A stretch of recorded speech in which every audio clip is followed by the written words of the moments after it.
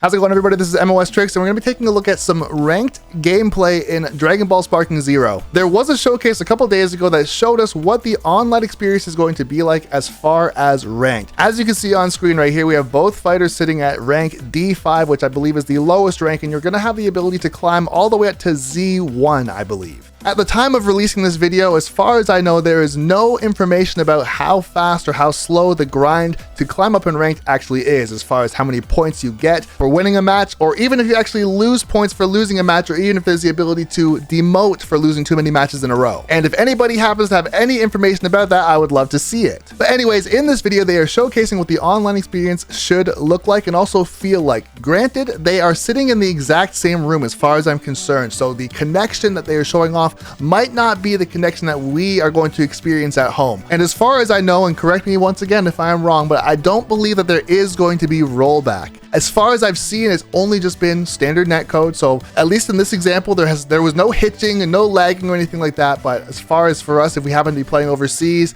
I would expect some sort of a delay or possibly even lag spikes. But for the most part, with how popular this game is, I'm quite sure we're going to be able to find games from wherever we are from. So if you're someone in North America, you're probably going to get paired up with other players from North America and be able to climb in your ranked experience in a good connection. However, there is a silver lining, and that is that Dragon Ball FighterZ also did not release with rollback. So there's a chance that if this game gains enough traction online that they could actually implement rollback in the future. Also within this showcase, something I noticed is that every team only had 3 characters on their team. I'm not entirely sure if that's because they wanted to have the strongest team possible, so instead of having weaker characters so they could have 5, or they only opted to have 3, but if it is locked to only having 3 characters and that is the standard rules for ranked, then that is also totally fine. So regarding ranked mode itself, there is basically no chance that any characters or any stages are going to be banned. So if you want to win, you're most likely going to either have to be a complete demon at the game and play whoever you want, or there's going to be tiers involved, such as top tiers, mid tiers, low tiers, and so on. But with that being said, just like in any other fighting game, if you do in fact happen to have the skills to pay the bills, then I'm sure you can play any character you want and do just fine. And I'm sure that if you want to have Yamcha or Krillin on your team, that if you were to throw a top tier character on your team, then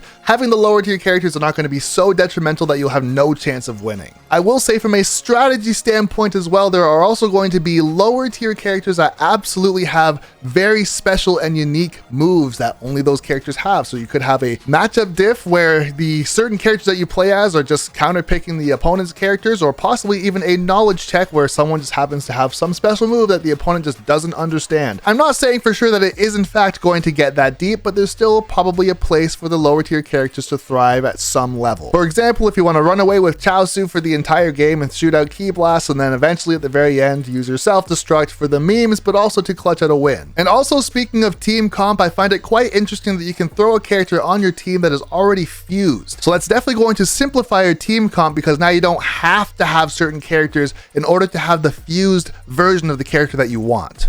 If you just want Gogeta or Gotenks on your team, you can simply just pick them rather than having to choose their lower level counterparts and then try to pull off a fusion while someone is also trying to kill you. So that's kind of the basis for ranked mode in a nutshell. But one thing I really want to talk about, and I think is very interesting, is the fact they decided to make a ranked mode for this game at all. And I say this because it's been pretty well established that this game is not supposed to be competitive. There are absolutely characters that are super broken, and some characters who absolutely they don't stand a chance. They're way weaker, they have way less health, they do less damage, and it's just not a fair fight. And that is canon though. Of course it is canon. A character like Krillin should not be able to beat up Super Saiyan Brawly. And also to go along with that as well is that arena fighters have notoriously been known to not be considered competitive. They've been considered to be party games for fun, kind of a beat 'em up brawler style game where you just have a good time. So it's interesting to me that they actually decided to put a ranked mode in this game. And then my first thought was that Dragon Ball Sparking Zero has basically done every other thing that you could possibly do or put into a game. We're gonna have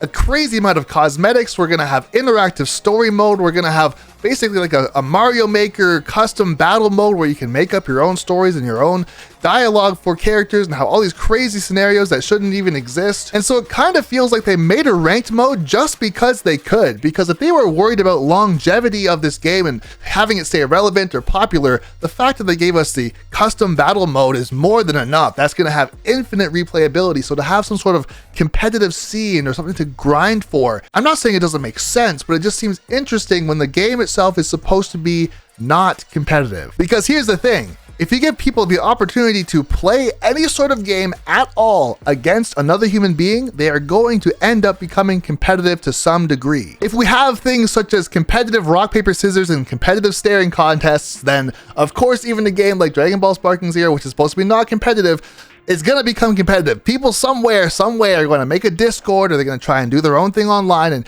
make it competitive. So I think it kind of is a smart move by Bandai Namco and the rest of the team to say, you know what, instead of having you guys kind of push yourselves into a very dark and scary corner and call it competitive Dragon Ball Z Sparking Zero, instead what we're going to do is we're going to just make it for you so that you can stay as part of the community versus have that very obvious clean cut divide, which inevitably does happen when you have a competitive scene in any game. There's always division. There's going to be a side that wants to just play the game for fun, play with their baby cousin, just kind of mess around, look at the outfits, listen to the music and do all that type of stuff. And there's also going to be the players who are more than willing to travel across the world and sweat their ass off and figure out the meta of every single frame of every single attack and try to become the best player in the world, even if the game itself is not supposed to be competitive, because it doesn't matter what you do, there's going to be people out there that are going to take your creation and figure out a way to compete. A great example of that would be Smash Ultimate or Smash Melee. Those games are supposed to be party games, but once again,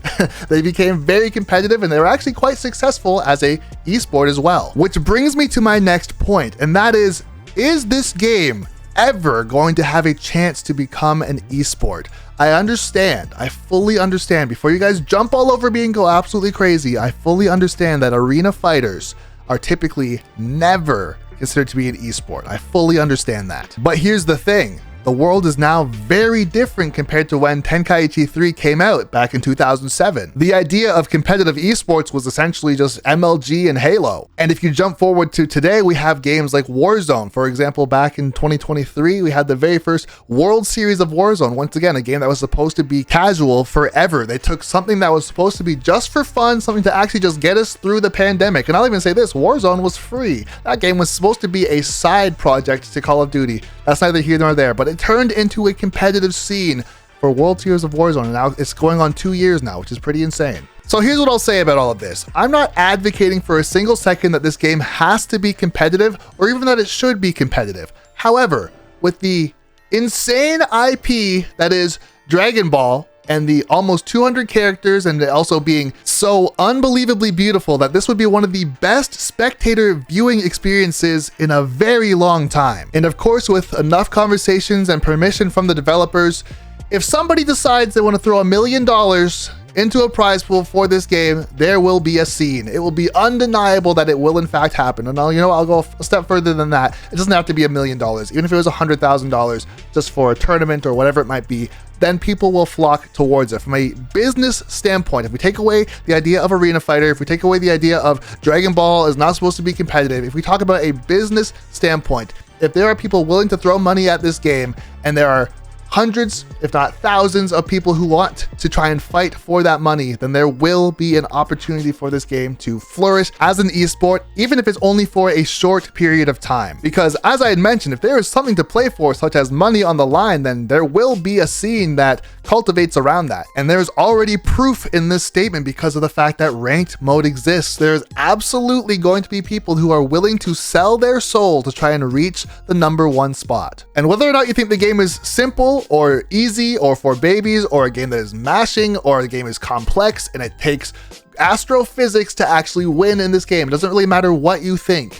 If there is someone willing to be the best at a game that is the worst game or the best game or the hardest game or whatever you want to call it, if someone is willing to be the best, that there's going to be someone who is also willing to try and contest that. And if that happens, then you're going to find yourself with a competitive scene. If the game has insane levels of depth, then someone's going to be the best at a game that has insane levels of depth. If the game has no depth and is brain dead easy, then someone is going to be the best at a game that has no depth and is brain dead easy. You cannot escape it. And the reason why I say that is because ranked exists. If they didn't want this to happen, then they shouldn't have made ranked. If they're trying to throw their hat in the ring and see if they can turn this into a massive success, then by all means. It could be the start of a major wave. And on top of that as well, there's also a game coming out in the relatively near future called Mecha Break. You may have heard of this game. This is another arena fighter, but it is team-based. And by team, I don't mean 1v1 and you have multiple characters on your team. I mean